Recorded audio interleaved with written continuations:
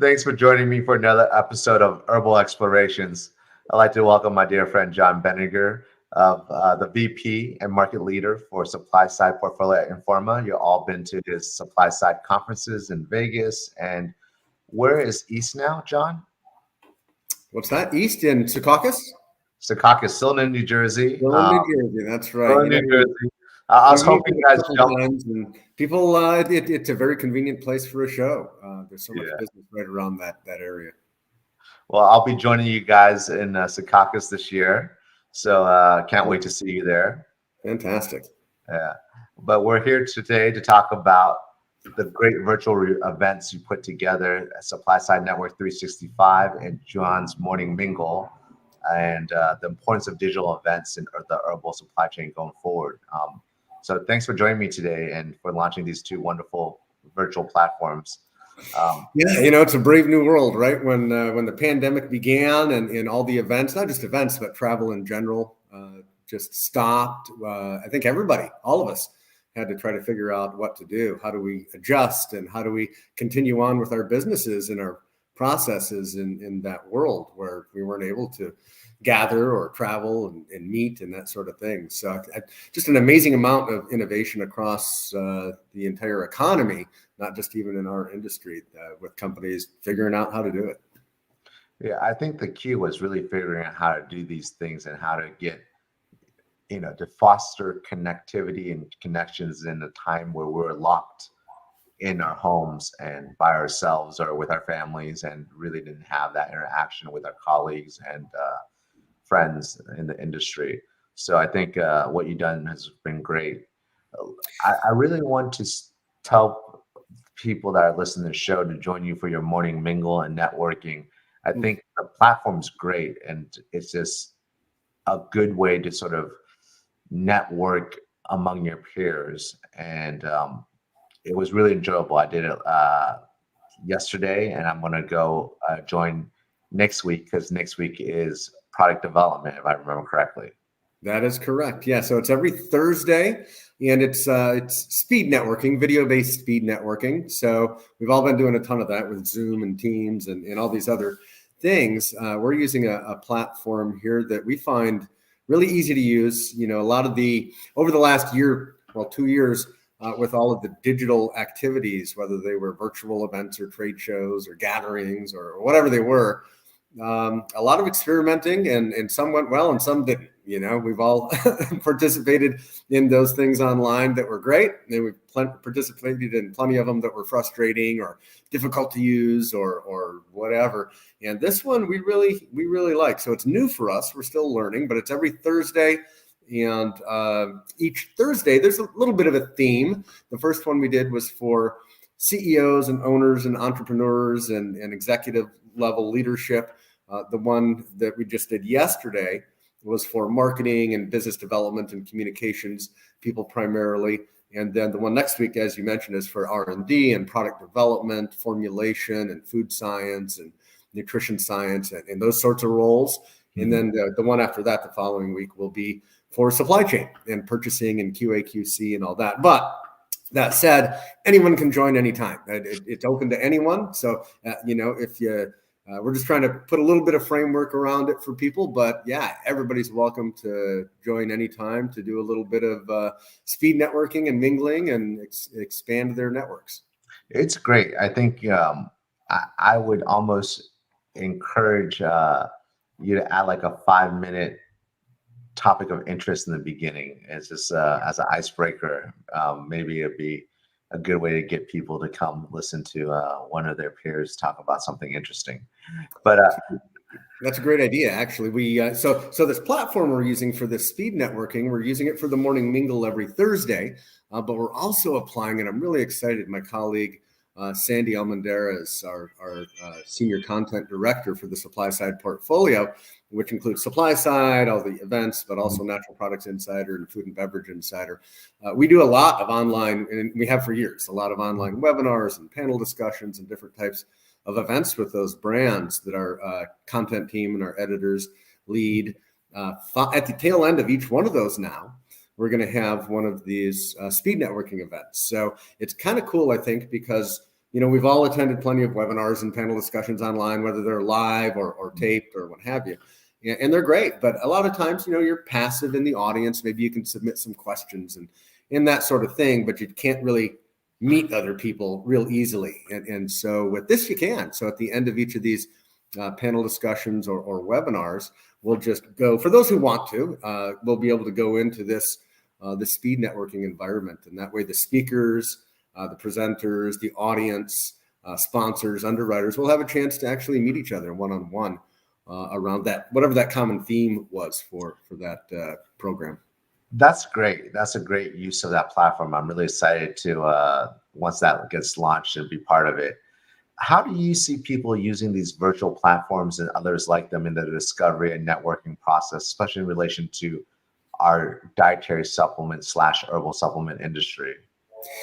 I think it's really evolving, and it's evolving fast. When the pandemic first hit and everything literally shut down, our team pulled together and said, okay, what do we do? I think every company did that. Right? You all pulled together and said, what do we do? How are we going to manage this? How are we going to keep our current processes going? And then how are we going to do new things to try to keep communications alive and all that? And so it's evolved a lot since then. So we're not at a point now where everything's completely shut down. We're seeing a return to events, thank goodness. I was just at a conference earlier this week.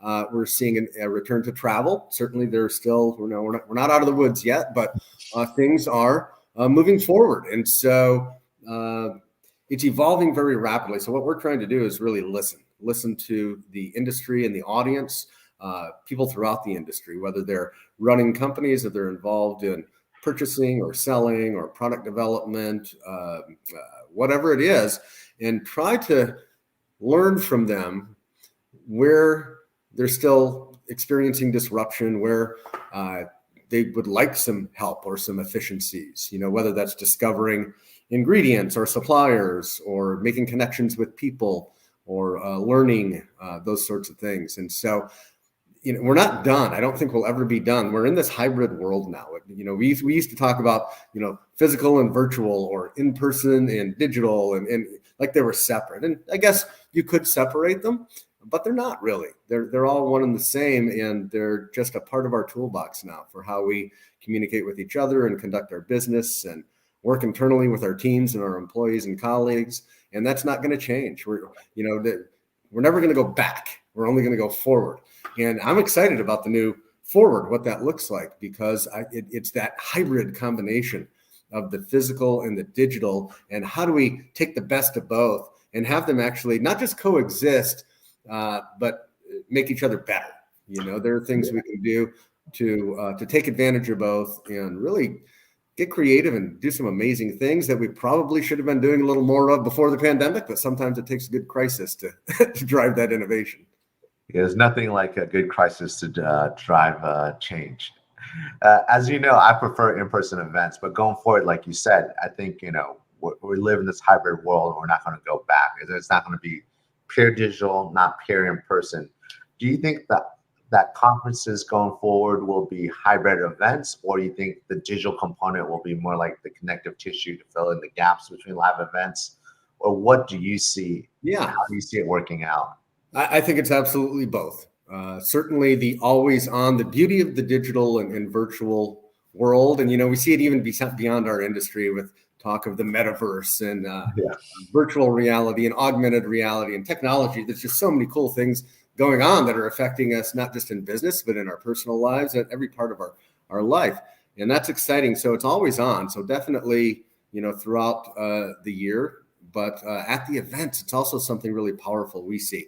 So we think of it a lot, when we first started talking about what do we do and how do we build this and what should it look like, we thought a lot about the sporting events world. So if you think about a baseball game or a football game or a soccer match or whatever, it's a live in-person event, where you have people there in the stadium having that experience, but it's simultaneously a virtual event for the people experiencing it, whether they're streaming it or watching it on television or however they're live engaged with that event. And it's one audience. One is there physically, one is there in some other way.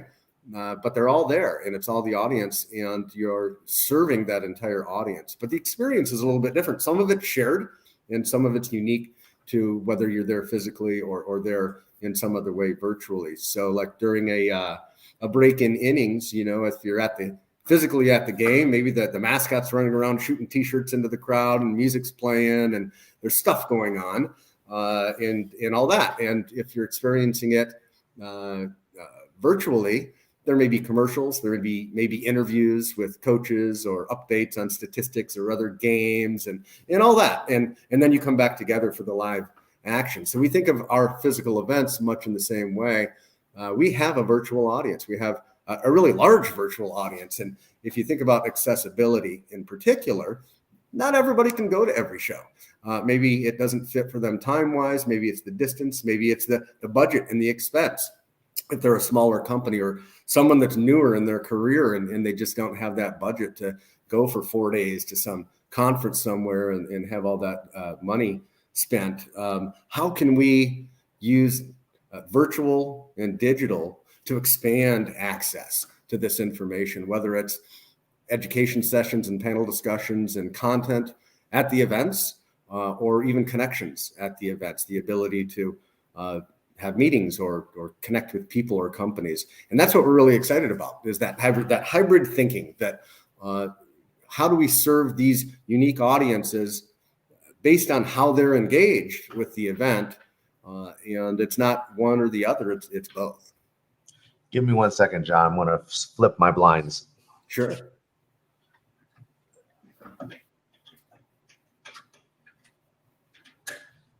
Thank you. I think you're now sporting metaphor. Sorry about that. The sun was just in my eye. I couldn't take it anymore. I love your sporting metaphor. I think one event that I've been to, sporting event that is really hybrid in nature because there's no other way really to consume it in person, is UFC fights. Because if someone's facing one direction and you're facing the wrong direction, you can't see anything. So you're forced to look up at the televised screen. Yeah. Because unlike any other sporting event, it's just different angles. But in that sport, there's a dead angle where you can't see anything. Right. You might as well just go on your phone and go check your email or something instead. Right. Exactly. What's the biggest opportunities you see for ingredient companies in the digital space? Oh boy, there's so many. The beauty of digital, and this isn't new. This was around before the pandemic. Again, we've all been so focused on it because of the pandemic, because it forced us to do these things. But Zoom and Teams and a lot of the stuff that we've all been applying these last couple of years, those were around, and some people were using them, but a lot of us weren't really leaning into it because we didn't have to, even though maybe we should have. So I think that expanded connectivity is kind of the big bucket that it all fits into. If I'm an ingredient company, what am I trying to do? One, I'm trying to create really effective, safe, healthy, successful ingredients that are useful so that people can make these awesome products, whether they're foods or beverages or supplements or personal care products or whatever they are.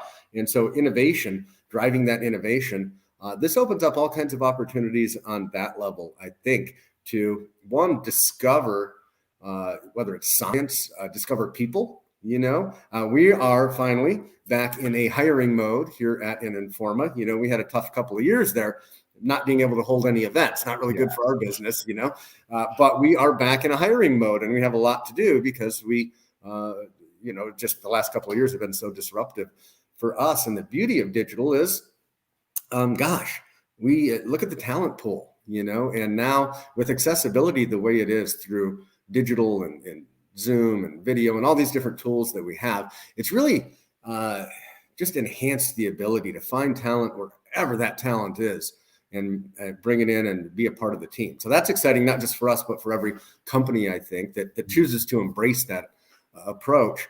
And then it's also, how do we drive that creative innovation process? The ability to share information faster, more efficiently.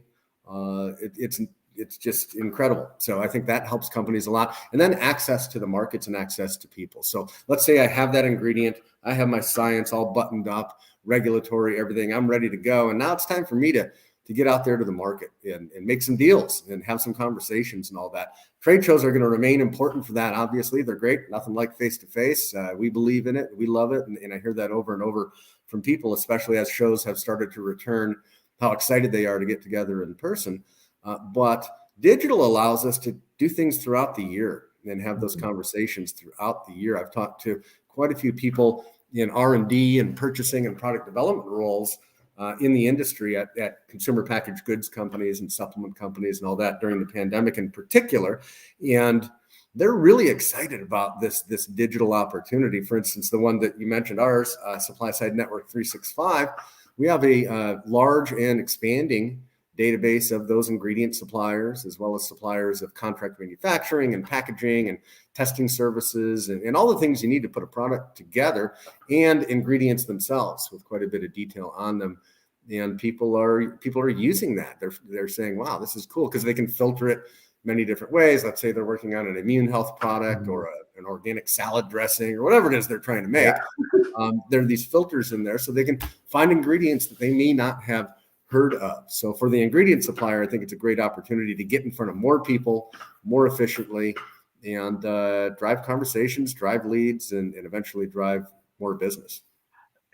As I'm listening to you, I have identified three big themes that I think ingredient companies can really use this digital opportunity in hybrid work environment. I love your comment about a distributed workforce and access to a greater and talented labor pool. That's wonderful. I think it's true of all industries.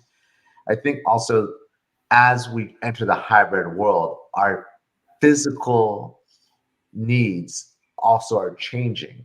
Like 5 years ago, 10 years ago, who cared about blue light? Now we got blue light glasses, we got blue light supplements. So it's not only, there's innovation that needs to happen to accommodate our usage as well, like you said. Mm-hmm. And I think the other thing is that's really exciting, that as I'm listening to you talk about conferences, is how do we use our digital tools that we're using on an everyday basis to sort of increase the velocity of our sales flow, right? Now I no longer have to be like, hey, Jon, let me go home and go back to the office and go check, and then I'll send you an email and get you all the details. Like, we can literally be saying, hey, you need to get a run. We can get you on the line, on March, or you got this ingredient in March. I'm going to prepare all the paperwork. When you get home, you'll have a digital document ready to DocuSign or e-sign it. And now maybe what would traditionally take a month, we can actually get done in a week or two, or even quicker, right? I think as we can also employ the tools that we're using on an everyday basis at the conferences to sort of push deal and flow quicker and help address our clients, serve our clients better, in fact, because now we no longer have to go back and forth, and we could do it live as we're intaking information, or right after the meeting, we already can start processing what they need and helping them solve their issues. Yeah, I think that's the promise of digital, and it's already happening, and it's been happening for a while, but compressing that timeline, making it more efficient, and it's happening, and it's just going to continue to happen as we figure out how to use these different technologies, how to put them together, and user experience is a big part of it with digital. That's something we've known for a while, and we continue to focus on. And we have a lot of work to do in that area still, but it has to be easy. It has to be enjoyable. We've all had those experiences where it's not easy or it's not enjoyable, and maybe you have to use it because the work needs to get done. But ideally, it would be easy and enjoyable as well as productive. So that's what we're focused on as we continue to try and build this stuff and listen to the needs of the industry and serve those needs the best that we can. But yeah, it's super exciting. I have to tell you, it's moving so fast. I can't imagine even where we'll be a year from now with the way that we do things and how much more effective and efficient we are. It's a great time to be involved in stuff like this. Yeah. It's amazing that two herb people are talking about UI and UX, user interface and user experience. Like, who are we? We're not talking about, phytoconstituents and the soil type. And it's just, I think the reality is all industries are becoming digitalized. It doesn't matter if you're growing things or your actual Microsoft and tech company is all, the tools are invasive and everywhere. So we have no choice but to adapt. So I think that's a great thing that, we are starting this conversation, even though we're at heart really true herb nerds and whatnot. But, the sign of the time says herb nerds need to know UI and UX too.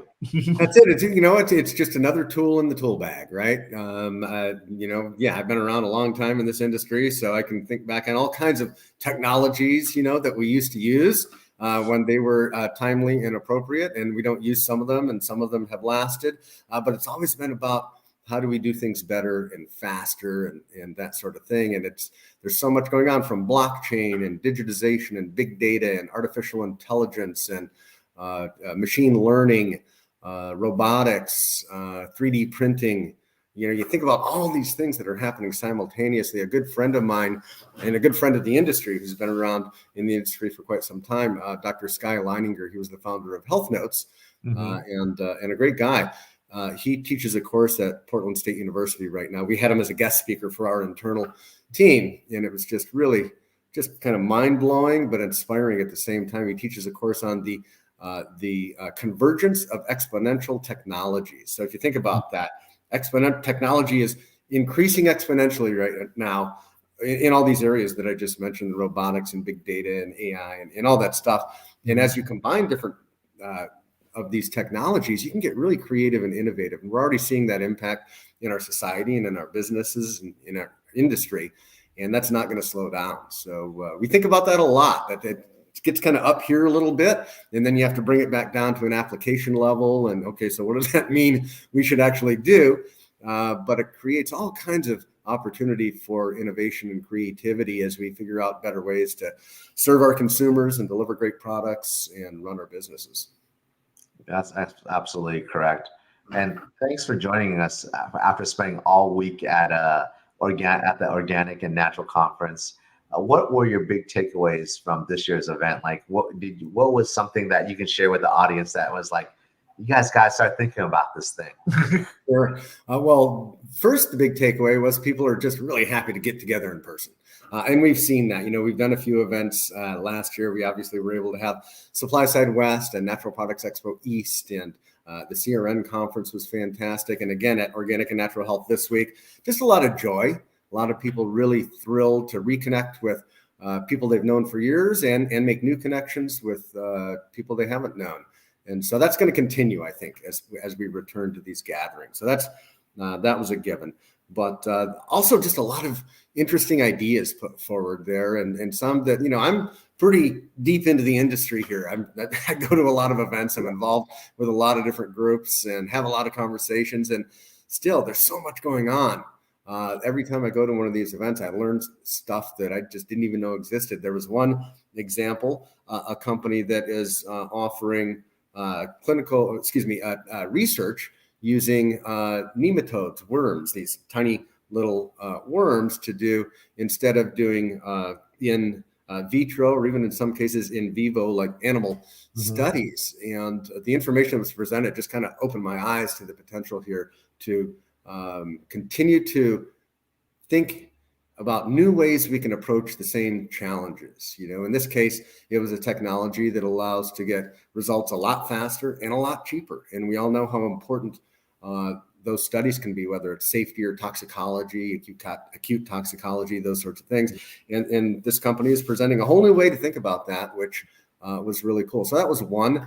There was a lot of discussion about the bigger mission of our industry. We're businesses and we have to, pay the bills and make a profit and all that stuff, obviously. But is that really the mission? And that's why I love this industry, because it's not.